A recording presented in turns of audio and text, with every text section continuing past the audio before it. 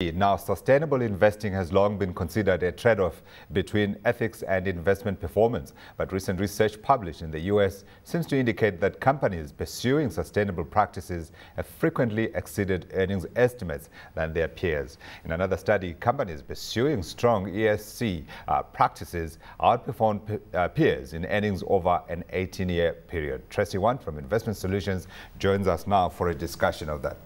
Is it possible, Tracey, to get your return and also sustainably invest? Absolutely. Or is it difficult? Absolutely, I think it is possible. I don't think it's difficult. I think that there's certain clever techniques that can be used to evaluate these criteria.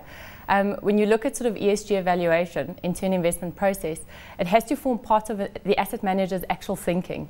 And really, you know, I take at Investment Solutions, we look at it and we say that we think that asset managers who consider ESG factors are simply better positioned to make better decisions, because really at the end of the day, it's just additional information. Yeah. The problem with ESG and considering ESG into your investment approach is often that it's misunderstood.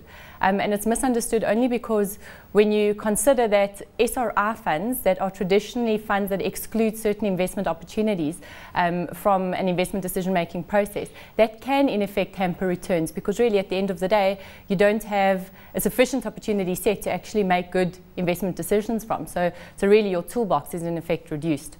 So from our aspect, we look at it and saying that it's not exclusion, because really as soon as it is exclusion, the possibility of increasing your returns is probably lower.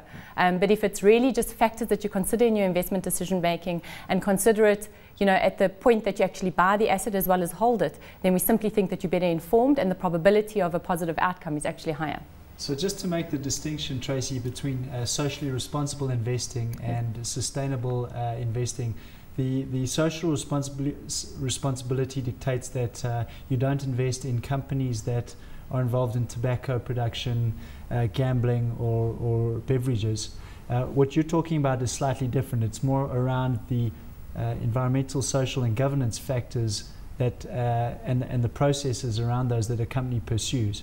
So perhaps you could just make the distinction between looking at companies that pursue good ESG practices, which is called, as I understand it, sustainable investing, and those that pursue socially responsible investing. Just to make the difference between them. Absolutely, absolutely. I think that companies that focus on sustainable issues and would typically form part of some form of SRI index of sorts are companies that exhibit certain traits that mean that they are boxed in a certain way. So they might be, I suppose, more focused on social projects within rural communities. They might have certain factors that just make them more attractive for investors looking for companies that on an ESG basis.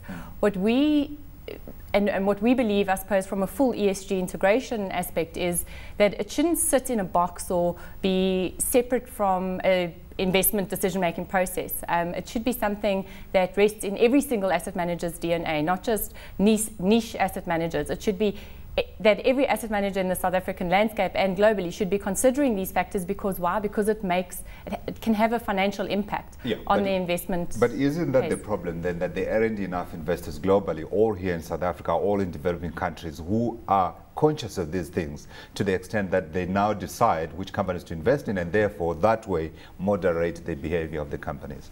Yeah, I think when asset managers make their decision in this country, and we've just done a survey which we're releasing to the public, where we've asked asset managers how they actually implement this into their investment processes. And really 90% of asset managers actually said that they do. But what we've struggled to understand is how have they integrated formally into their investment process. And we certainly don't believe that exclusion is the way forward. We think that you should be buying all companies, evaluate that opportunity set, but be cognizant of the risks associated with these non-financial indicators.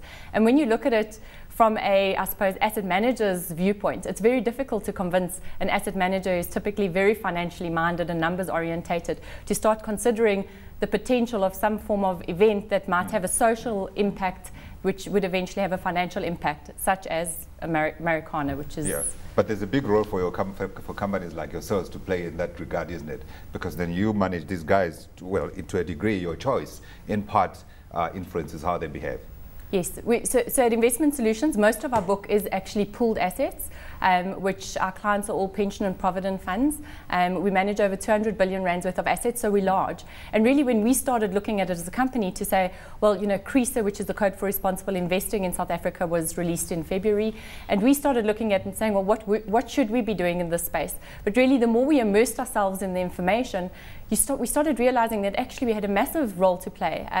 200 billion, it's a big portion of the market. Plus, it's a big stick. It's a big stick. And we deal with most of the local asset managers. So really, from our perspective, we're looking at engaging and openly sharing information with the asset managers, because we really do believe that once you have this information, it starts forming part of your DNA. And once it's part of their DNA, I think that that's the way that we really enforce change. And from our perspective, it's because we're chasing better returns that aren't as volatile. We'd like to remove some of the unknown risks associated with these non-financial events that aren't traditionally sort of calculated and brought into a financial metric.